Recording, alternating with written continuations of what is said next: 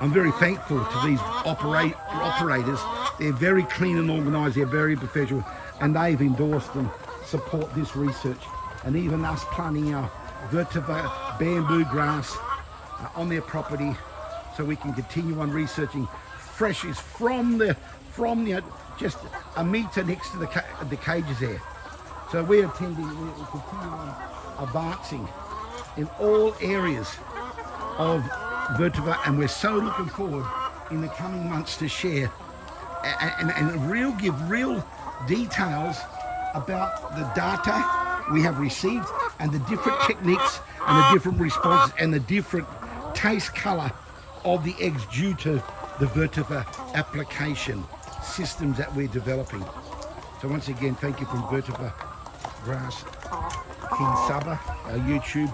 We are VETIVER Technologies.